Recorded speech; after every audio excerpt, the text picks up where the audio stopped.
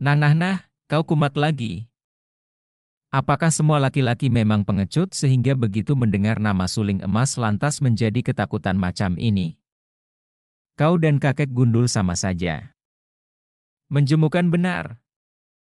Wah, kau yang kumat, bukan aku, demikian suara hati Bok Liong.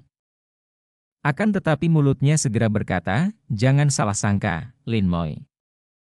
Aku tidak takut, hanya terheran-heran. Kau agaknya tidak tahu orang macam apa dia itu, maka begitu mudah kau menuduh dia sebagai musuh besarmu.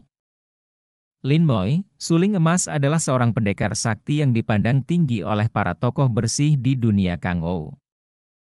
Masa dia membunuh ayah bundamu? Lin cemberut. Biar dipandang tinggi oleh semua orang di dunia, atau dipandang tinggi oleh para dewa sekalipun, aku tidak takut. Ih, semua orang takut kepada suling emas. Sampai bagaimana sih kepandaiannya? Ingin aku bertemu dengan dia dan mengajak dia duel, adu ilmu, sampai selaksa jurus. Bok Liong meraba-raba bawah hidungnya yang tidak berkumis untuk menahan tawa. Baiklah, Lin Moi. Aku akan membantumu dan kurasa kalau diusahakan benar, bukan tidak mungkin aku akan dapat memperjumpakan kau dengan suling emas. Wajah yang cemberut itu seketika berseri dan kembali Bok Liong merasa dadanya tergetar. Sekarang demikian hebat ia terpengaruh sehingga jantung di dalam rongga dadanya berloncatan ke atas kemudian jatuh kembali di tempatnya dalam keadaan terbalik. Mulutnya sampai ternganga ketika ia memandang wajah Lin, sinar matanya sayu penuh keharuan. Baru kali ini ia menyaksikan sesuatu yang demikian indahnya sampai mengharukan.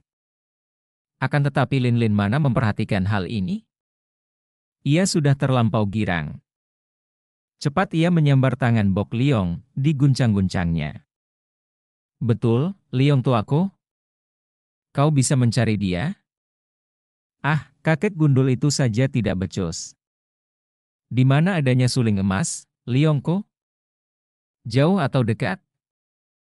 Hayo kita segera pergi ke sana, ingin kupaksa dia mengaku tentang pembunuhan itu. Kembali Bok Liong tersenyum.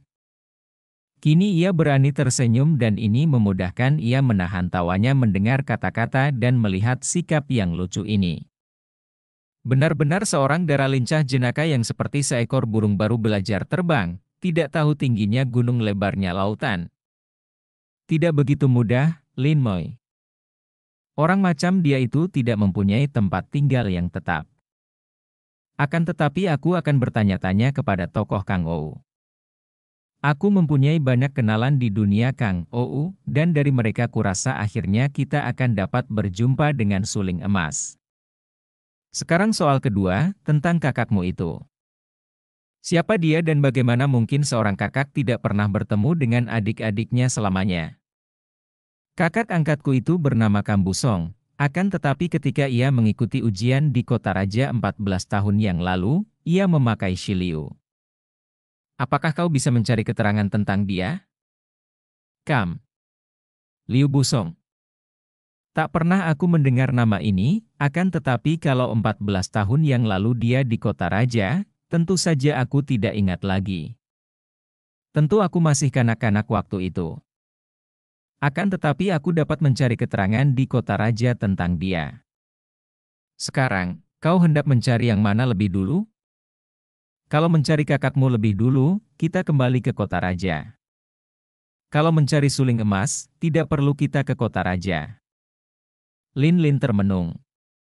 Kedua orang itu sama pentingnya.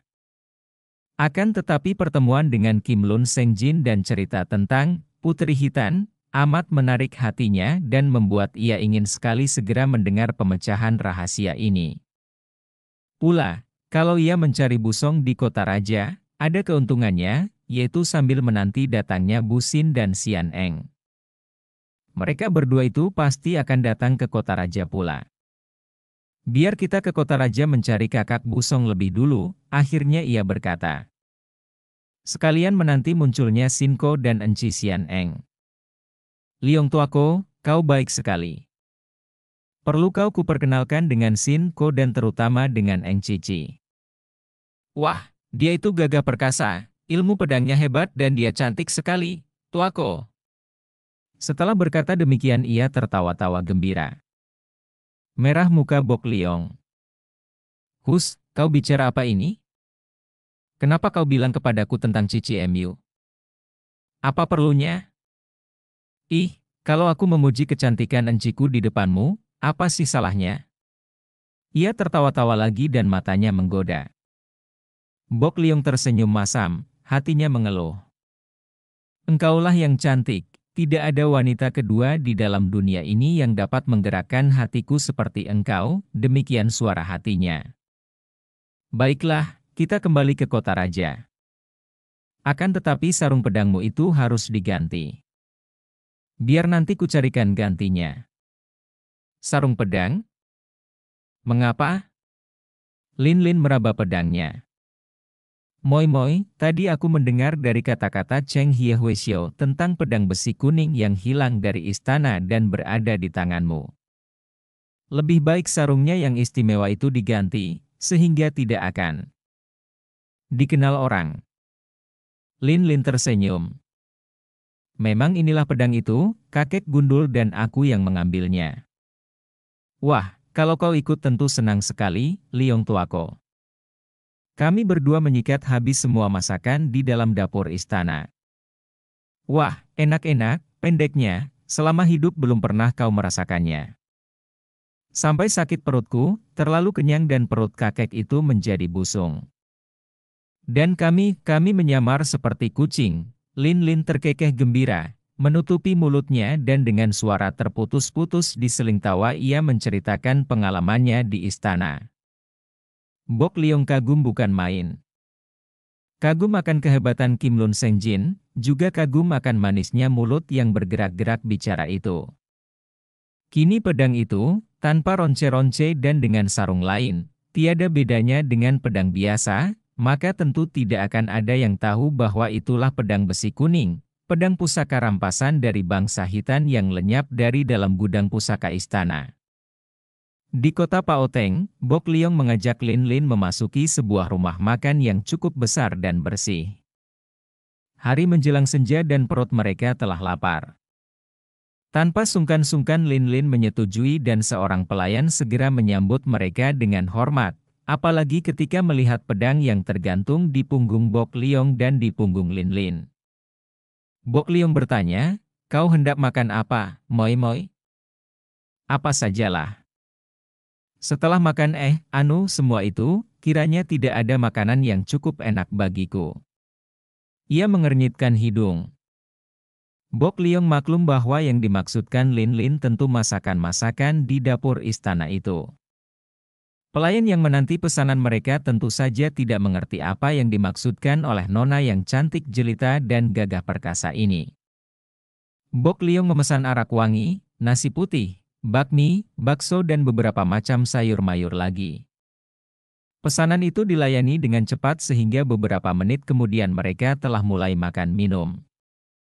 Kelahapan Bok Liong dan perutnya yang sudah amat lapar itu membuat Lin Lin dapat makan dengan enak juga, malah tidak kalah enaknya dengan masakan-masakan dapur istana ketika ia sudah kekenyangan. Bukanlah masakannya yang menjadi syarat mutlak untuk kelezatan, melainkan perut lapar. Perut lapar menyedapkan setiap makanan yang paling sederhana sekalipun. Suara orang bercakap-cakap riuh rendah memasuki restoran itu tidak menarik perhatian Lin Lin dan Bok Liong yang sedang enak makan, juga ketika beberapa orang tamu memesan masakan dengan suara parau, mereka tidak menengok dan terus makan. Akan tetapi karena 3 orang laki-laki yang baru datang itu duduknya di meja yang berhadapan dengan Lin Lin, mau tak mau Lin Lin dapat melihat mereka. Mendadak gadis ini meletakkan sumpit dan mangkoknya, kemudian ia bangkit dari tempat duduk dengan mata berapi.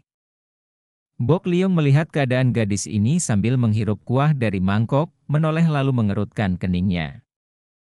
Kiranya yang bercakap-cakap dan duduk mengelilingi meja itu adalah 3 orang laki-laki yang pakaiannya ditambal-tambal, pakaian pengemis jembel.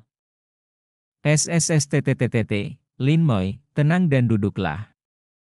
Tak baik membuat ribut di restoran orang, bikin kacau dan rusak barang orang saja, bisiknya. Lin Lin sadar, menekan perasaannya dan duduk kembali. Seorang pelayan yang sedang bersiap untuk mengambilkan pesanan 3 orang pengemis itu memandang penuh kekhawatiran dan curiga kepada Lin Lin. Akan tetapi ketika melihat gadis ini duduk kembali, ia cepat-cepat pergi ke dapur. Tidak mengherankan apabila Lin Lin kaget dan marah melihat 3 orang laki-laki itu, karena mereka ini adalah 3 orang di antara para pengemis yang malam-malam mengeroyok dia dan 2 orang saudaranya. Sebaliknya 3 orang pengemis itu agaknya tidak mengenal Lin Lin, dan hal ini pun tidak aneh. Mereka baru 1 kali saja melihat Lin Lin, ini pun di waktu malam dan dalam pertempuran. Apalagi ketika itu Lin Lin ditemani oleh Bu Xin dan Xian Eng, sedangkan sekarang hanya berdua dengan Bok Liong. Mereka adalah pengemis-pengemis yang dulu ikut mengeroyok kami, bisik Lin Lin. Bok Liong mengangguk-angguk.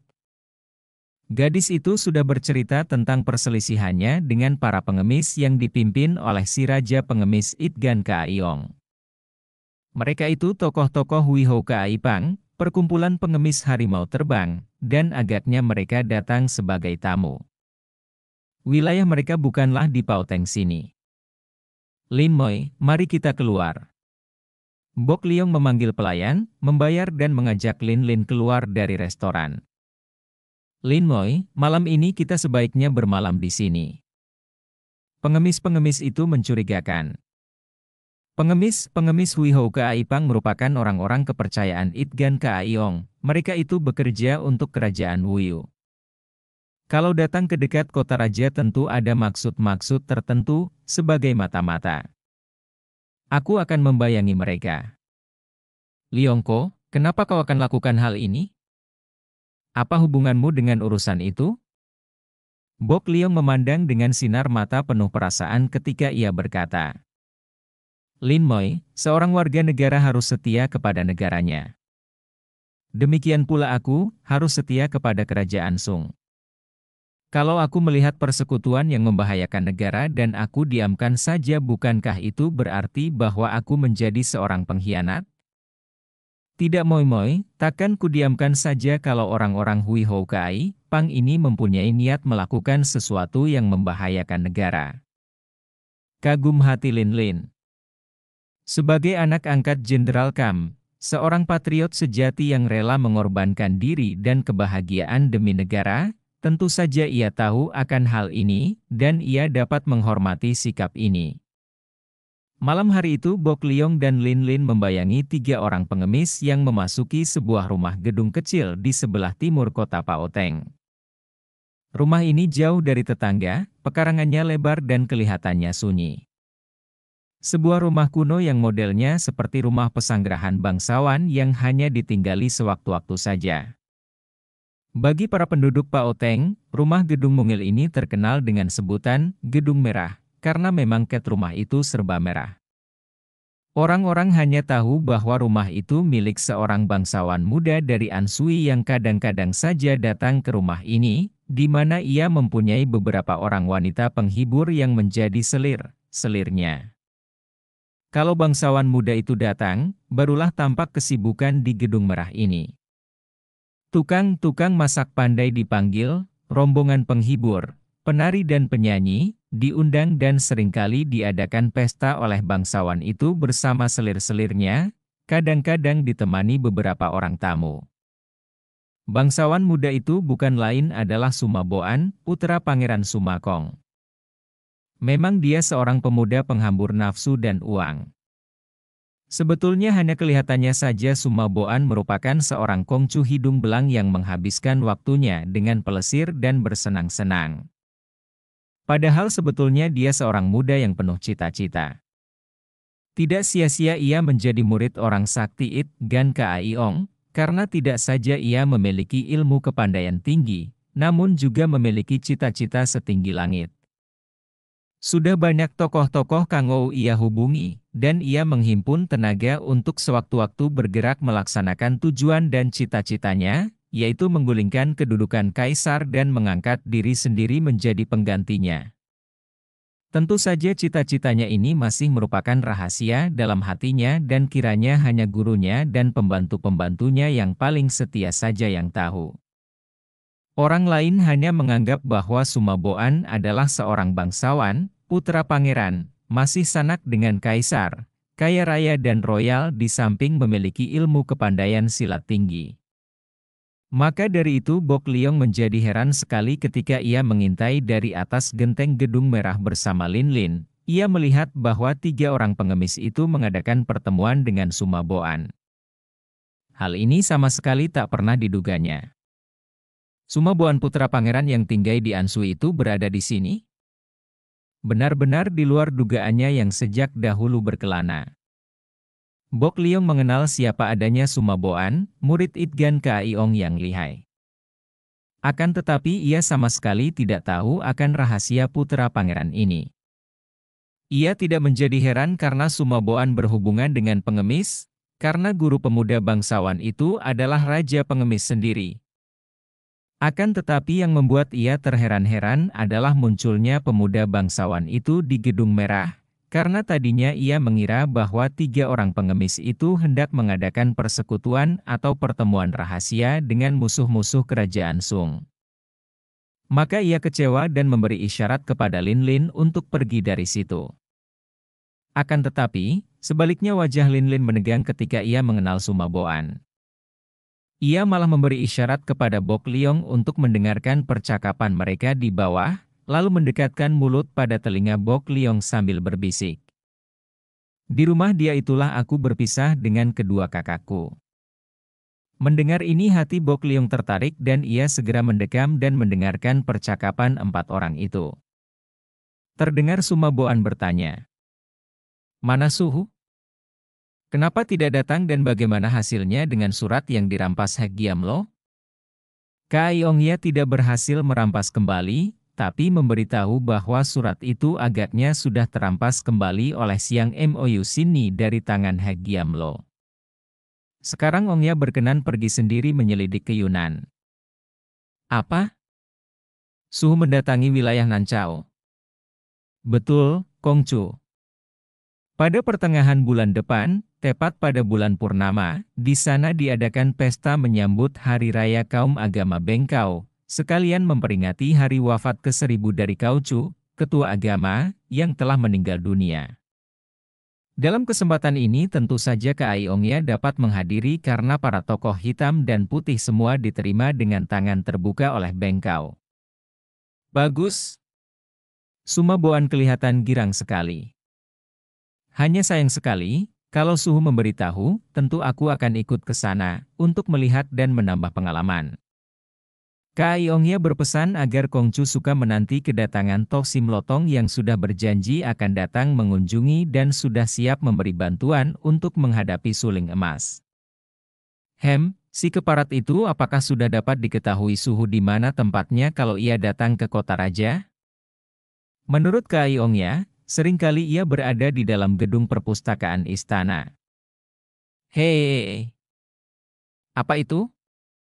Tubuh Sumaboan berkelebat, diikuti 3 orang pengemis itu yang sudah melompat keluar dan langsung melayang ke atas genteng. Kiranya tadi ketika mendengar percakapan di bawah, Bok Liong dan Lin Lin menjadi tertarik sekali.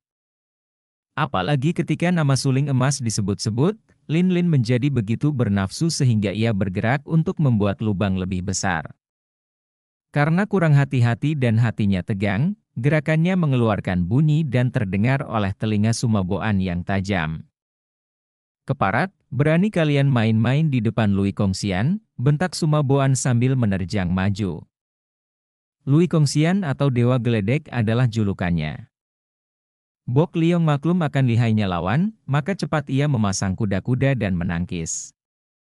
2 lengan yang sama kuatnya bertemu dan akibatnya, keduanya terpental melayang dan tentu akan roboh terguling di atas genteng kalau tidak cepat-cepat mereka meloncat turun. Lin Lin yang tahu bahaya juga mendahului meloncat turun sambil mencabut pedangnya. Baru saja kakinya menginjak tanah, 3 orang pengemis itu sudah menerjangnya dengan tongkat. Gerakan mereka cepat dan kuat. Namun Lin Lin sudah memutar pedangnya, tampak sinar kuning bergulung-gulung dari pedang itu menyambut datangnya 3 bayangan tongkat. Adapun Sumaboan ketika tertangkis oleh lengan Bok Liong, terkejut bukan main dan ia menjadi penasaran. "Siapakah kau? Apa perlunya kau malam-malam datang seperti pencuri?" bentaknya ketika ia sudah berhadapan dengan lawannya di atas tanah. Sayang, keadaan agak gelap sehingga ia tidak dapat mengenal siapa pemuda yang lihai di depannya ini.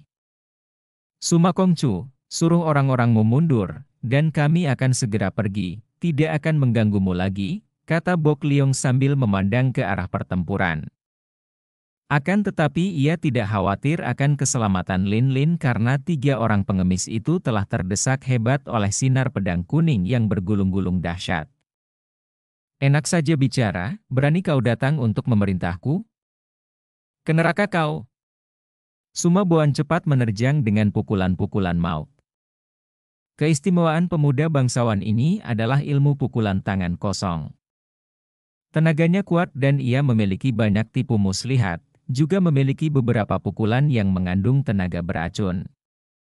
Namun kali ini ia menghadapi lawan yang tangguh, murid seorang sakti pula, maka semua pukulannya dapat dihalau oleh Bok Liong. Karena dia seorang pendekar yang gagah dan memang suka mengadu ilmu, apalagi sudah lama mendengar akan nama besar Lui Kongxian Sumaboan, Bok Liong juga tidak mau mencabut pedangnya dan melayani lawannya dengan tangan kosong pula. Keduanya sama kuat, sama cepat dan masing-masing mewarisi ilmu-ilmu silat yang tinggi. Keadaan Lin Lin dan para pengeroyoknya tidak seramai 2 orang jago muda ini. Dalam sekejap mata saja, pedangnya telah merobohkan 2 orang pengeroyok dan pengemis yang ketiga lari ketakutan menjauhkan diri. Diam-diam Lin Lin menjadi girang dan juga bangga. Ia pernah dikeroyok orang-orang seperti ini ketika bersama Bu Xin dan Xian Eng dahulu, dan mereka bertiga amat repot menghadapi pengeroyokan banyak pengemis. Akan tetapi sekarang, biarpun yang mengeroyoknya hanya bertiga, namun dengan pedang curian itu dan dengan ilmu warisan Kim Lun Seng Jin, terasa betapa lemahnya 3 orang pengeroyoknya dan betapa mudah ia merobohkan mereka. Lin Lin menoleh dan melihat Bok Liong masih bertanding hebat dengan pemuda jangkung yang sombong itu. "Liong tuaku, jangan takut, pedangku akan mencabut nyawanya," seru Lin Lin dan cepat ia menerjang.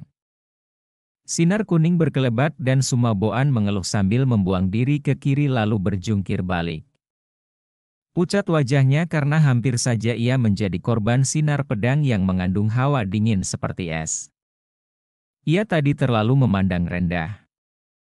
Kiranya selain pemuda lawannya itu hebat, juga gadis itu amat lihai dan ganas ilmu pedangnya. Lin Lin hendak menerjang lagi, akan tetapi tangannya disambar Bok Liong, lalu ditarik dan pemuda itu berkata, "Moi moi, mari kita pergi, jangan bikin kacau rumah orang." Lin Lin baru teringat bahwa sebetulnya bukan menjadi kehendak mereka bertempur dengan orang-orang itu. Tadi ia terpaksa merobohkan lawan karena ia dikeroyok. Sekarang, apa perlunya bertanding terus? Ia tidak bermusuhan dengan pemuda bangsawan itu. Malah pemuda itu telah berjasa dalam menyebut-nyebut suling emas tadi. Ia tahu sekarang kemana harus mencari suling emas, musuh besarnya. Ke kota raja. Di dalam gedung perpustakaan istana. Hatinya girang mengingat akan hal ini dan ia cepat meloncat pergi bersama Bok Liong, menghilang ke dalam gelap. Sumaboan tidak mengejar. Pemuda bangsawan ini cukup cerdik dan hati-hati. 2 orang itu lihai, dan belum ia kenal siapa mereka. 3 orangnya telah roboh, mengapa ia harus mengejar tanpa bantuan yang kuat? Setelah berlari jauh meninggalkan kota Paoteng, Bok Liong dan Lin Lin berhenti untuk mengatur napas. Wah, untung kebetulan Itgan Kaiyong tidak berada di sana bersama Suma Kongcu. Kalau ada, bisa berbahaya tadi. Sama sekali tidak kuduga bahwa gedung merah itu milik Sumaboan, kata Bok Liong. Aku tidak takut. Biar ada jembel tua bangka setengah buta itu aku tidak takut dan akan melawannya mati-matian, seru Lin Lin dengan suara gagah. Kau memang hebat, Lin Moi. Memang tenaga kita digabung menjadi satu, belum tentu si tua dapat berbuat sekehendak hatinya. Tapi Sumaboan itu pun tak boleh dipandang ringan. Dia lihai, Bok Liong. Menggeleng-geleng kepala. Ia maklum bahwa kata-katanya ini hanya untuk mencegah agar Lin Lin tidak menjadi marah. Padahal ia tahu benar bahwa mereka berdua bukanlah lawan Itgan Kaayong. Melawan Sumaboan saja kepandaiannya baru seimbang. Pemuda bangsawan itu harus ia akui amat hebat ilmu pukulannya. Tadi pun ia sudah kewalahan dan hampir mencabut pedangnya kalau saja Lin Lin tak segera maju membantunya. Liongko, sekarang kita harus kembali ke kota raja. Suling emas berada di sana, di dalam gedung perpustakaan istana. Wah, kali ini dia tidak akan dapat terlepas dari tanganku. Bok Liong mengangguk-angguk. Memang kurasa kali ini kita akan dapat bertemu dengannya. Akan tetapi sebelumnya, ku minta kepadamu, Lin Moi. Jangan kau terburu nafsu dan lancang menyerangnya kalau kita bertemu dengannya. Aku yang akan bicara dengannya, dan aku dapat mengajukan pertanyaan yang akan memaksanya mengaku apakah dia membunuh orang tua angkatmu ataukah tidak. Tak boleh sembrono. Dan lancang terhadap seorang seperti dia. Aku tidak takut. Memang kau tidak takut, Moi Moi, akan tetapi bagaimana kalau penyeranganmu itu salah alamat? Bagaimana kalau ternyata dia itu tidak berdosa? Bukankah kau menyerang orang yang tidak bersalah kepadamu dan kalau terjadi demikian maka berarti kaulah yang bersalah kepadanya? Baiklah, baiklah. Aku akan menutup mulut dan mau menyerahkan urusan kepadamu. Asal aku segera bertemu dengannya dan mendapat kepastian, baru aku puas, tuako. Bok Liong tersenyum. Ia khawatir kalau sahabat barunya ini marah dan mengambul. Marilah, Moi Moi. Kau suka melakukan perjalanan malam begini? Biar malam tapi udara terang, lihat bulan tersenyum di atas tuh. Akan tetapi Bok Liong tidak memandang bulan, melainkan memandang wajah yang tengadah, wajah yang baginya lebih indah daripada bulan sendiri. Kau tidak lelah dan ngantuk nanti? Lin Lin menggeleng kepala. Maka berangkatlah dua orang muda itu, berjalan kaki di bawah sinar bulan, berendeng mereka berjalan. Bagi Lin Lin, hal ini adalah biasa saja dan tidak mendatangkan perasaan apa-apa. Ia merasa seperti berjalan di samping Busin. Terhadap Bok Liong ia mempunyai perasaan persaudaraan yang tebal dan menganggap pemuda ini seperti kakaknya sendiri. Tentu saja tidak demikian apa yang berkecamuk di dalam rongga dada Bok Liong. Suasana romantis ini mendorong-dorong hasratnya, menekan-nekan hatinya dan membakar darahnya, membuat ia ingin sekali menjatuhkan diri berlutut di depan Lin Lin menyatakan cinta kasihnya yang berkobar-kobar menghanguskan jiwanya. Ingin ia memegang jari-jari tangan yang kecil halus itu. Ingin ia mendekap kepala dengan wajah cantik dan rambut hitam halus harum itu ke dadanya, ingin membisikkan sumpah cinta, ingin. Pelak. Ada apa, tuako? Lin Lin berhenti dan menoleh ke samping, memandang heran kepada pemuda yang baru saja menempeleng kepalanya sendiri itu. Bok Liong sadar, kaget dan gugup. Oh, tidak ada apa-apa, ada nyamuk tadi menggigit pelipisku.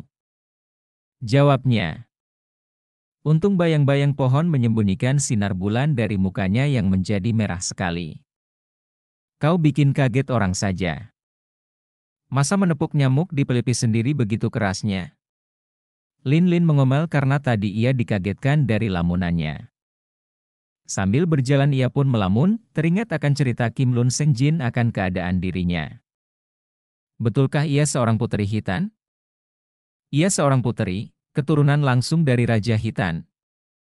Inilah yang ia lamunkan dan ia seperti melihat dirinya dengan pakaian puteri yang indah sekali, berada di dalam gedung istana seperti yang pernah ia lihat bersama Kim Lun Seng Jin, disembah-sembah ribuan orang. Apalagi kalau ia yang menjadi ratu dari bangsa Hitan, ia akan apakah dia? Inilah yang baru ia pikir-pikir dan rencanakan dalam alam lamunannya ketika tiba-tiba Bok Liong menempeleng kepala sendiri dan mengagetkannya serta menariknya turun dari angkasa ke alam sadar. Sayang tidak ada kuda. Kalau kudaku masih ada, kau dapat naik kuda dan tidak terlalu lelah, Lin Moi. Kenapa kau jual kudamu kalau begitu? Bok Liong menghela napas. Perlu dijual, perlu sekali saku sudah kosong, apa daya? Lin Lin menggerakkan tangan, sejenak menyentuh lengan pemuda itu. Aku tahu. Kau terpaksa menjualnya untuk membelikan sarung pedangku ini dan untuk makan dan sewa kamar. Untuk biaya-biaya perjalanan, bukan? Liongko, kau orang baik. Hati Bok Liong berdenyut-denyut girang, akan tetapi ia pura-pura mendengus. Ah, yang begitu saja, mana patut diomongkan? Pula, dua orang melakukan perjalanan hanya dengan seekor kuda, canggung sekali. Kita berdua sudah sejak kecil berlatih ilmu lari cepat, untuk apa? Kalau kita mau, kita tidak akan kalah oleh larinya seekor kuda. Mereka tertawa dan melanjutkan perjalanan sambil bercakap-cakap. Kita tinggalkan dulu Lin Lin dan Lai Bok Liong yang melakukan perjalanan malam menuju ke kota raja karena Lin Lin sudah tidak sabar lagi menanti untuk segera dapat bertemu dengan orang yang dianggap musuh besarnya, yaitu Suling Emas. Mari sekarang kita menengok keadaan Xian Eng, gadis yang mengalami hal yang amat menyeramkan hatinya itu. Seperti telah dituturkan di bagian depan, Xian Eng tadinya berhasil melarikan diri dari tempat rahasia di bawah kuburan yang menjadi tempat tinggal Hek Giamlo, yaitu pada saat Hek Giamlo bertempur melawan Siang Mou Sini yang datang menyerbu untuk minta dikembalikannya surat rahasia. Akan tetapi malang baginya. Di dalam sebuah hutan, selagi ia merasa lega dan mengira telah terlepas daripada cengkeraman iblis itu, tiba-tiba si iblis itu sendiri muncul di depannya. Hek Giamlo telah berada di situ, seakan-akan telah lebih dulu datang dan sengaja menanti kedatangannya. Ia berusaha menyerang, namun apa dayanya terhadap Hek Giamlo yang sakti? Di lain detik ia sudah pingsan dan dipondong Hek Giamlo, kemudian dibawa lari secepat terbang. Kali ini si kedok iblis itu berlaku amat teliti, tak pernah memberi kesempatan sedikit pun juga kepadanya untuk dapat melepaskan diri dari pengawasannya. Hek Giamlo bersikap amat menghormat kepadanya, menyebutnya Tuan Puteri, akan tetapi di samping sikap menghormat ini terbayang sifat memaksa yang tak dapat dibantah lagi. Memaksa agar Xian Eng ikut dengannya dan mentaati segala permintaannya. Akhirnya gadis ini maklum bahwa tak mungkin ia mampu membebaskan diri lagi, maka ia juga tidak lagi mencoba. Selama iblis ini tidak mengganggunya dan memperlakukannya dengan sikap menghormat dan baik-baik, ia pun menurut saja dan hendak melihat apa yang akan terjadi selanjutnya dan kemana ia akan dibawa. Hek Giamlo, sudah berkali-kali kunyatakan bahwa aku bukanlah putri raja seperti yang kau sebut-sebut. Aku Shikam, namaku Xian Eng. Kau salah lihat, karena itu harap jangan ganggu aku, biarkanlah aku pergi. Berkali-kali gadis itu mencoba dengan bujukannya ketika mereka berjalan melalui sebuah bukit yang sunyi. Hek Giamlo memang pendiam dan ia tak banyak bicara selama dalam perjalanan, sungguh pun ia amat memperhatikan keperluan Xian Eng dan tak pernah terlambat untuk mencarikan makanan dengan pelayanan penuh hormat. Permintaan berkali-kali dari Xian Eng hanya dijawabnya singkat. Paduka Putri Raja kami memang sejak kecil diambil anak oleh Jenderal Kam. Hanya demikian jawabnya dan selanjutnya ia tidak mau bicara lagi. Melalui perjalanan yang amat cepat, kadang-kadang Hek Giamlo memondong dan membawanya lari seperti terbang setelah minta maaf lebih dulu, mereka menuju ke arah timur laut dan pada suatu hari tibalah mereka di daerah yang jauh dari kota, daerah penuh hutan yang amat liar. Kemudian, di tengah-tengah daerah ini, tibalah mereka di sebuah rumah perkampungan dengan rumah-rumah yang kelihatan baru. Inilah perkampungan baru yang dijadikan pusat suku bangsa Hitan, terletak dalam sebuah hutan liar dikelilingi hutan-hutan kecil di antara gunung-gunung di perbatasan Manchuria. Dapat dibayangkan betapa heran dan berdebar hati Sian Eng ketika Hek Giamlo berteriak-teriak dalam bahasa yang ia tidak mengerti. Lebih heran lagi ketika melihat para penyambut menjatuhkan diri berlutut di sepanjang jalan yang mereka lalui. "Tengoklah, Tuan Puteri, rakyat kita memberi hormat kepada Paduka," kata Hek Giamlo, nada suaranya gembira. Sian Eng melihat orang-orang kasar yang bertubuh tegap dan kuat, wanita-wanita cantik tapi sederhana, juga terdapat sifat-sifat gagah pada para wanita yang berlutut di pinggir jalan itu. "Kita sekarang kemana, Hek Giamlo?" "Mari menghadap Sri Baginda, Paman Paduka." "Pamanku?" Sian Eng tidak mendapat jawaban, terpaksa ia berjalan mengikuti Hek Giamlo yang menuju ke sebuah rumah besar di tengah-tengah perkampungan itu. Di depan rumah besar ini terdapat banyak penjaga, laki-laki berpakaian perang yang kelihatan gagah dan kuat, dengan tombak di tangan dan golok besar di pinggang. Mereka berbaris rapi dan memberi hormat dengan tegak ketika Hek Giamlo dan Sian Eng lewat. Juga di dalam rumah, di sepanjang lorong, berbaris pasukan pengawal. Kiranya dalam rumah besar itu yang dari luar kelihatan sederhana, sebelah dalamnya amat mewah. Bendera-bendera kecil berkibar di mana-mana, bermacam-macam warnanya. Ketika mereka sampai di ruangan sebelah dalam, pasukan pengawal berganti. Kini pasukan wanita yang cantik-cantik dan gagah serta bersinar mata tajam. Namun baik pasukan laki-laki maupun wanita, semua kelihatannya amat takut dan menghormat Hek Giamlo. Melalui pelaporan seorang penjaga yang seperti raksasa wanita, besar dan bengis, mereka diperkenankan memasuki ruangan besar di mana telah menanti seorang laki-laki tampan berpakaian indah, duduk di atas sebuah kursi atau singgasana terbuat daripada gading. Laki-laki ini usianya kurang lebih 40 tahun, berwajah tampan bermata tajam. Hek Giamlo yang menuntun Sian Eng masuk, berkata singkat, "Tuan Puteri, harap memberi hormat kepada Sri Baginda, Paman Paduka."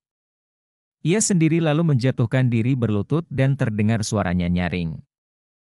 "Hamba datang menghadap." Dengan berkah Sri Baginda hamba berhasil mendapatkan Tuan Puteri yang sekarang ikut menghadap Sri Baginda. Laki-laki itu ternyata adalah raja suku bangsa Hitan yang bernama Kubukan. Ia memandang wajah Sian Eng penuh perhatian. Sian Eng yang tidak sudi berlutut mengira bahwa raja yang tampan ini tentu akan marah karena ia tidak mau memberi hormat, akan tetapi kiranya tidak demikian. Raja itu memandang dengan sinar mata kurang ajar, kemudian tertawa bergelak dan berkata kepadanya dalam bahasa Han yang cukup lancar. "Nona, marilah mendekat, biarkan aku memeriksa cermat apakah kau benar keponakanku ataukah palsu." Sian Eng melangkah maju sampai berada dekat dengan raja itu sambil berkata, "Hek Giamlo tahu bahwa aku bukan keponakanmu. Sudah kuberitahukan berkali-kali tapi ia nekat saja membawaku ke sini.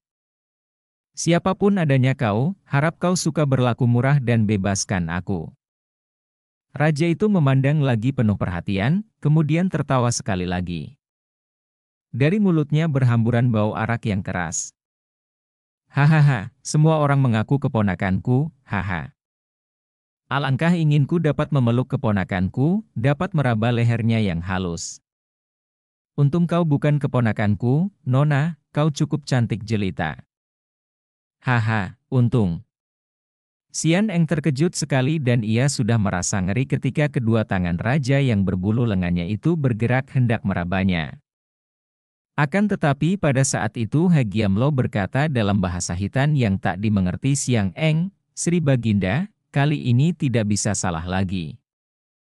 Dia itu adalah anak Jenderal Kam. Sayang Jenderal Kam sendiri sudah mampus ketika hamba sampai di sana. Hamba mendengar bahwa anak-anaknya pergi ke kota raja, maka hamba menyelidiki dan berhasil menangkap anak perempuannya ini. Tak salah lagi, dia adalah putri mendiang Tuan Puteri Tayami." "Hek Giamlo, apa yang menyebabkan kau yakin benar bahwa dia ini betul-betul keponakanku?"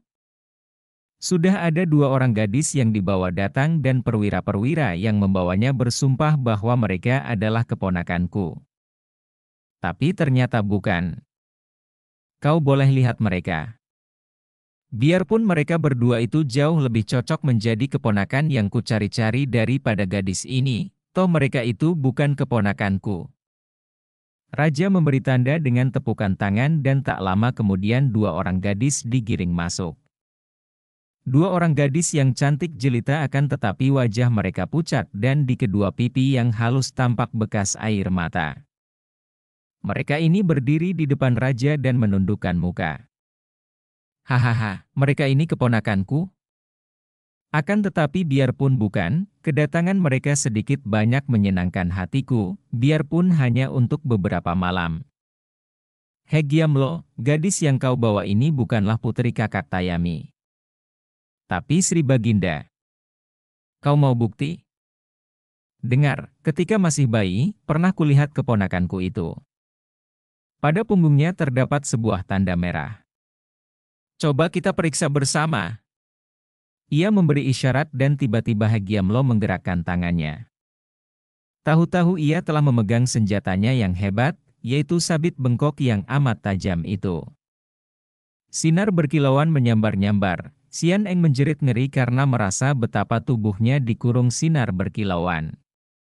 Kemudian, hampir ia roboh pingsan ketika mendapat kenyataan bahwa pakaiannya telah terbang ke kanan kiri disambar sinar itu dan beberapa detik kemudian ia telah menjadi telanjang bulat.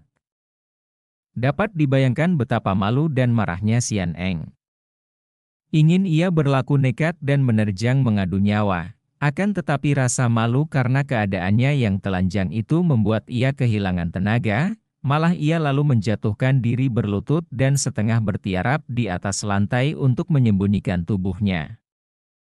Tentu saja dengan berbuat demikian, punggungnya tampak jelas dan raja bersama Hegiamlo melihat jelas kulit punggung yang putih bersih tiada cacat sedikit pun. Hahaha, kau lihat, Hegiamlo? Dia bukan keponakanku, sayang 1000 kali sayang. Tapi lumayan juga, dia cantik manis. Ampun, si Baginda. Hamba telah berlaku ceroboh, terdengar Hegiamlo berkata, suaranya gemetar penuh sesal. Tidak apa, kau carilah lagi. Gadis ini pasti akan menyenangkan hatiku. Nona, kau berdirilah. Xian Eng terkejut sekali ketika merasa betapa pundaknya diraba orang yang hendak menariknya berdiri. Ia mengangkat muka memandang dan kiranya raja itulah yang sudah turun dari singgasana untuk membangunkannya, matanya bersinar-sinar penuh nafsu. Saking ngeri, malu, dan marahnya, Xian Eng tidak ingat apa-apa lagi. Bagaikan seekor harimau betina, ia melompat dan menerkam ke depan, memukul dengan kedua tangannya ke arah dada dan perut raja itu. Akan tetapi tiba-tiba tubuhnya terpental ke samping, roboh menumbuk dinding. Raja itu sendiri pucat mukanya dan terhuyung ke belakang sampai 3 langkah. Hampir saja ia celaka kalau tidak ada Hegiamlo yang cepat menolongnya tadi. Marahnya bukan main. Lenyap keinginannya untuk mempermainkan Xian Eng, terganti rasa benci yang meluap-luap. Hegiamlo, kuserahkan dia kepadamu. Hukum dia, juga 2 orang putri palsu ini. Muak aku kepada mereka. Kubur mereka hidup-hidup, jadikan tontonan, biar rakyatku melihat dan berkesempatan menghina mereka yang menyebalkan hati rajanya. Setelah berkata demikian, raja itu mendengus marah. Lalu pergi memasuki kamarnya, diiringi oleh dayang-dayang cantik jelita dan muda-muda. Xian Eng sudah bangun kembali dan cepat menyambar pakaiannya yang robek menjadi beberapa potong. Sedapat-dapat ia membungkus tubuhnya dengan pakaian itu dan untung bahwa pakaiannya terbuat daripada kain yang lebar dan panjang sehingga biarpun robek-robek namun masih cukup untuk menutupi tubuhnya yang telanjang. Akan tetapi Hegiamlo tak memberi kesempatan lagi kepadanya. Dengan pekik mengerikan, iblis ini bergerak dan tahu-tahu ia telah menangkap Xian Eng dan 2 orang gadis pucat itu, membawa mereka bertiga seperti orang membawa 3 ekor ayam saja, kemudian melangkah lebar keluar dari gedung itu. Malam itu terang bulan, namun di luar perkampungan itu, di pinggir hutan, keadaan amat menyeramkan. Apalagi kalau orang melihat ke arah kiri, di mana terdapat tempat terbuka dan sinar bulan menyorot langsung tidak terhalang ke atas tanah. Orang itu pasti akan bergidik melihat apa yang tampak di sana. 3 buah kepala orang berada di atas tanah. Kepala 3 orang wanita yang masih hidup. Yang 2 buah adalah kepala 2 orang wanita cantik bermuka pucat dan terdengar mereka ini menangis terisak-isak dengan air mata bercucuran. Akan tetapi, kepala yang berada di kiri, kepala Xian Eng, biarpun tampak agak pucat juga, namun sama sekali tidak menangis, malah sepasang matanya bersinar-sinar penuh kemarahan. Memang hebat dan mengerikan sepak terjang He Giamlo, si manusia iblis yang mentaati perintah rajanya. Itu. Ia menggali 3 buah lubang-lubang yang sempit dan dalam macam sumur kecil, memasukkan 3 orang gadis tawanan itu ke dalam sumur dan mengubur mereka sebatas leher. Seluruh tubuh 3 orang gadis ini tidak tampak, hanya kepala mereka sebatas leher yang keluar dari tanah. Kemudian iblis ini memasang benderanya di atas pohon dekat tempat itu. Dengan adanya tanda ini, tidak ada seorang pun manusia di perkampungan itu berani mencoba menolong gadis-gadis bernasib malang ini. Siapakah berani melawan tengkorak hitam yang menjadi tangan kanan raja? Setelah He Giamlo pergi, Xian Eng berpikir. Ia mengenang kata-kata Raja Hitan terhadapnya dan teringatlah ia akan Lin Lin. Adiknya itu bukanlah anak kandung ayah bundanya, melainkan anak angkat. Ayahnya tidak pernah bicara tentang orang tua Lin Lin, akan tetapi adik angkatnya itu wataknya aneh sekali. Ketika ia tadi melihat pengawal-pengawal dan dayang-dayang wanita di dalam gedung Raja Hitan, alangkah besar persamaan Lin Lin dengan para wanita itu. Terutama sekali bulu mata dan hidungnya. Jantungnya berdebar. Jangan-jangan He Giamlo salah ambil, mengira dia adalah Lin Lin. Dan besar kemungkinan He Giamlo menduga bahwa Lin Lin adalah keponakan raja. Betulkah ini? Tangis 2 orang gadis di sebelah depan dan belakangnya mengganggunya dari lamunan.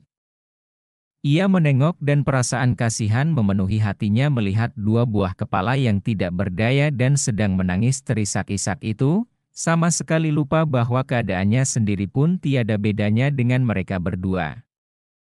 Ia tahu bahwa dia dan mereka akan menghadapi kematian yang mengerikan dan penuh sengsara. Dipendam sebatas leher dan dibiarkan sampai mati. Mungkin besok hari menerima penghinaan dari para penyiksanya sebelum mati kelaparan. Tiba-tiba terdengar suara mengaum dari jauh. 2 orang gadis itu makin keras menangis dan Xian Eng sendiri bergidik. Tak salah lagi, itulah suara harimau yang mengaum dari dalam hutan. Bagaimana kalau Raja Hutan itu datang dan menyerang mereka? Dengan hanya kepalanya di atas tanah, Xian Eng dapat membayangkan betapa harimau itu akan makan kepala mereka seenaknya tanpa mereka dapat membalas ataupun melarikan diri. Siapa di antara mereka bertiga yang lebih dulu akan digerogoti harimau? Huhuhuk, ayah. Ibu, tolong. Gadis yang berada di sebelah belakang Xian Eng menjerit-jerit. Aku takut, ya Tuhan cabutlah nyawaku. Gadis cantik di sebelah depan Xian Eng mengeluh dan menangis. Xian Eng mengerutkan keningnya, penuh iba hati. Ia tak menyalahkan 2 orang gadis itu. Tentu saja mereka ketakutan. Mereka adalah gadis-gadis biasa yang lemah. Oh, alangkah sengsaranya mati dalam keadaan ketakutan seperti itu. Enci berdua, tenangkanlah hati kalian. Manusia hidup memang hanya untuk menghadapi kematian yang sewaktu-waktu pasti akan tiba, cepat ataupun lambat. Mengapa takut? Mati adalah biasa, semua manusia akan mati, hanya waktu saja soalnya. 2 orang gadis itu menengok kepadanya, terheran-heran melihat Xian Eng sama sekali tidak menangis dan sama sekali tidak nampak takut. Aku tidak takut mati, aku lebih baik mati. Yang kutakuti adalah kengerian ini dan penghinaan. Lebih baik aku mati, tapi jangan mati dimakan harimau, kata gadis di depannya terisak-isak. Sebelum hayat meninggalkan badan, tak boleh berputus asa, kata pula Xian Eng. Enci berdua harap tenang saja, kalau belum waktunya kita mati, percayalah, kita takkan mati. Kalau sudah tiba waktunya mati, jangankan sudah setua kita, kanak-kanak pun bisa saja mati. Hiburan dan kata-kata Xian Eng yang keluar dengan suara penuh ketabahan itu ternyata ada hasilnya juga. Dua orang gadis itu berhenti menangis dan anehnya, auman binatang buas dari dalam hutan tidak terdengar lagi. Kesempatan ini dipergunakan oleh Xian Eng untuk mengajak dua orang teman, senasib sependeritaan, itu untuk bercakap-cakap. Dari mereka dia memperoleh keterangan bahwa seperti juga dia, dua orang itu diculik oleh tokoh-tokoh hitan karena disangka sang putri. Akan tetapi begitu tiba di depan raja, mereka ditelanjangi dan diperiksa punggung mereka, karena katanya putri itu mempunyai tanda merah di punggungnya. Tentu saja, seperti juga Xian Eng, mereka tidak memiliki tanda seperti itu karena memang mereka bukanlah putri hitan. Kemudian dengan air mata bercucuran dua orang gadis itu bercerita betapa selama 3 hari mereka menjadi permainan raja yang kejam. Xian Eng menjadi panas hatinya. Jiwa pendekar dalam hatinya bergolak. Kalau saja ia mendapat kesempatan, tentu akan dibunuhnya Raja Hitan itu. Ia tidak dapat bicara banyak menghadapi penderitaan dua orang gadis itu. Akan tetapi setidaknya percakapan mereka itu juga merupakan hiburan yang lumayan untuk melewatkan malam yang mengerikan ini. Tentu saja semalam suntuk mereka tak mampu tidur semenit pun juga dan menjelang pagi, karena teringat bahwa para penyiksa itu tentu akan menghabisi nyawa mereka dengan siksaan-siksaan keji, dua orang gadis itu mulai menangis lagi. Xian Eng tidak mampu lagi menghibur mereka. Gadis ini mengambil keputusan bahwa kalau ia diberi kesempatan satu kali saja terbebas dari kuburan itu, ia akan mengamuk sampai mati. Terdengar derap kaki kuda dari jauh, makin lama makin dekat. Dua orang wanita itu menoleh ke arah Xian Eng dan air mata mereka bercucuran. "Adik Xian Eng, selamat berpisah," kata gadis di depan Xian Eng. "Mudah-mudahan kematian segera datang menjemputku," kata gadis di belakang Xian Eng, menyambut ucapan gadis di depan. Xian Eng terharu, akan tetapi ia malah memaksa diri tersenyum. "Enci, kalau seorang di antara kita mati, tentu yang dua akan mati pula. Bagaimana bisa bilang selamat berpisah? Kita takkan pernah berpisah kurasa, mati pun akan bersama-sama. Bukankah itu menyenangkan sekali? Kita akan selalu ada teman, biar di alam sana pun." Derap kaki kuda sudah dekat sekali, datang dari arah belakang mereka. Tiga orang gadis itu dapat menoleh ke kiri kanan, akan tetapi tentu saja tidak mungkin menengok ke belakang, karena tubuh mereka yang terpendam tanah itu sama sekali tidak dapat digerakkan. Oleh karena itu, biarpun hati mereka ingin sekali, namun mereka tidak dapat memandang dan tidak tahu siapa gerangan penunggang kuda yang datang ini. Tak lama kemudian seekor kuda yang besar dan kuat berlari congklang dan berhenti dekat mereka. Seorang laki-laki berpakaian serba hitam melompat turun. Dua orang gadis itu hanya mengerling sebentar dan segera menutup mata dan menangis lagi. Pakaian orang ini sama dengan si iblis hitam, mengerikan. Akan tetapi Xian Eng menoleh ke kiri dan memandang dengan mata tajam dan kening berkerut. Darahnya berdenyut-denyut, jantungnya berdebar, membuat ia merasa dadanya sesak sekali. Si jubah hitam itu sama sekali bukan Hek Giamlo, melainkan seorang laki-laki muda yang berwajah gagah sekali, tampan dan memiliki sepasang mata yang sayu di bawah lindungan sepasang alis yang tebal, hitam dan berbentuk panjang gombyok. Seorang laki-laki yang tampan dan tinggi besar. Yang membuat Xian Eng berdebar tidak karuan hatinya adalah jubah hitam itu, mengingatkan ia akan laki-laki yang pernah ia lihat punggungnya yang berjubah hitam dan topinya, topi pelajar yang mempunyai ekor 2 buah, yaitu tali hitam yang melambai ke bawah. Dan gambar pada baju di dada itu. Suling emas. Celaka, pikirnya. Kiranya musuh besar ayah bundanya yang datang ini? Orang yang sudah membunuh ayah bundanya, sudah tentu mempunyai niat yang tidak baik terhadap dirinya. Dan orang itu semenjak melompat turun dari kudanya, terus memandangnya dengan sinar mata yang tajam penuh selidik. Akan tetapi laki-laki itu segera melompat dekat, tangannya mencabut sebuah benda panjang kuning mengkilap. Sebuah suling. Tak salah lagi, dialah suling emas. Karena yang dipegangnya itu apalagi kalau bukan suling terbuat daripada emas? Dengan gerakan cepat ia mendekati Xian Eng, sinar kuning berkelebat dan sebentar saja tanah di sekeliling Xian Eng terbongkar. Setelah Xian Eng dapat membebaskan kedua tangannya, ia menekan tanah di pinggirnya dan meronta, terus meloncat ke atas, sama sekali tidak ingat bahwa pakaiannya tidak karuan macamnya karena pakaian itu sudah robek-robek dan hanya ia pakai sekedar menutupi tubuhnya saja. Begitu melompat dan berdiri, baru ia melihat keadaan dirinya, maka cepat-cepat ia menggerakkan kedua lengan menutupi dada. Pemuda itu menyumpah, keparat. Cepat ia membuka jubahnya yang hitam lebar itu, melemparnya ke arah Xian Eng. Kain jubah itu tepat sekali menimpa Xian Eng dan menyelimutinya dari leher sampai ke kaki. Kini Xian Eng berdiri terlongong. Memandang pemuda itu yang kini tampak lebih gagah dengan pakaian dalam yang ringkas berwarna putih. Akan tetapi laki-laki itu tanpa menoleh lagi sudah mengerjakan sulingnya, membongkar dari menggali tanah untuk membebaskan dua orang gadis itu.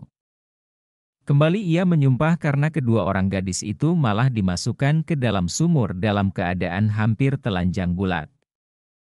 Benar-benar setan, ia menyumpah dan dengan gemas ia merenggut kain bendera besar tanda Hegiam Lo, merobeknya menjadi dua dan menyerahkannya kepada dua orang gadis itu yang merasa berterima kasih sekali dan terus saja mengerobongkan robekan kain hitam itu ke atas tubuh mereka. Lekas, kalian naik ke atas kuda ini dan cepat pergi. Amat berbahaya di sini. Ia menoleh kepada Xian Eng, tersenyum sedikit dan berkata, Nona, kau yang terkuat di antara kalian bertiga, kau di depan dan cepat larikan kuda ini keluar wilayah Hitan. Semenjak tadi Xian Eng hanya melongo, tidak tahu harus berbuat apa. Kau. Suling emas? Ia akhirnya dapat juga ia mengucapkan kata-kata. Wajah tampan dan mata sayu itu menjadi agak muram, tapi ia mengangguk. Bukan waktunya bercakap-cakap, lekas pergi lebih baik, katanya. Akan tetapi pada saat itu terdengar jerit ngeri dan dua orang gadis itu roboh terguling. Kain hitam yang menyelubungi tubuh mereka terbuka dan kulit tubuh yang putih bersih itu sekarang berubah menghitam. Mata mereka mendelik dan bibir yang tadinya merah segar kini menjadi kering membiru. Ah, gobloknya aku. Suling emas menarik napas panjang. Ih, mereka kenapa? Xian Eng berseru, cemas dan ngeri. Suling emas menunding ke arah robekan kain hitam tanda Hegiam Lo. Kain itu mengandung racun yang jahat. Mereka sudah mati. Agaknya lebih baik begitu. Nah, mari kita pergi. Xian Eng tak sempat menjawab apalagi membantah, karena tahu-tahu tangannya telah kena dipegang dan disendal. Sentakan ini demikian kuat sehingga tak tertahankan olehnya dan tubuhnya melayang ke atas punggung kuda. Pada detik berikutnya, kuda itu telah lari cepat sekali dan suling emas telah duduk di belakang Xian Eng. Tapi jenazah mereka itu. Xian Eng berseru sambil menoleh ke arah mayat dua orang gadis senasib yang menggeletak di atas tanah dan ditinggalkan begitu saja. Mereka sudah mati, mau diapakan lagi? Jawab suling emas tak acuh dan ia mengeluarkan kata-kata asing dari mulutnya kepada kuda itu yang meringkik keras lalu membalap seperti terbang cepatnya. Tidak karuan rasa hati Xian Eng. Memang ia telah terlepas daripada ancaman bahaya maut di tangan orang-orang Hitan, maut yang amat mengerikan. Akan tetapi ia terlepas dari bahaya yang satu untuk jatuh ke dalam tangan yang lain. Ia kini terjatuh ke dalam tangan suling emas. Apakah kehendak orang aneh ini? Sikapnya mencurigakan, wataknya juga aneh. Ada kalanya tampak baik dan suka menolong, akan tetapi di lain saat bisa berhati keras dan kejam. Jenazah dua orang gadis itu dibiarkan begitu saja. Ingin ia dapat memandang muka suling emas, akan tetapi ia duduk di depan dan orang itu duduk di belakang. Sedikitnya ia merasa lega bahwa suling emas agaknya bukan laki-laki yang ceriwis. Tidak ada bukti-bukti yang membayangkan watak kotornya terhadap wanita. Sekarang pun biar mereka duduk berdua di atas punggung kuda, namun suling emas duduknya agak jauh di belakang sehingga tidak menyentuhnya. Kalau saja tidak tampak kedua tangan orang itu di kanan kirinya memegangi kendali kuda, tentu ia mengira bahwa suling emas sudah tidak berada di belakangnya lagi.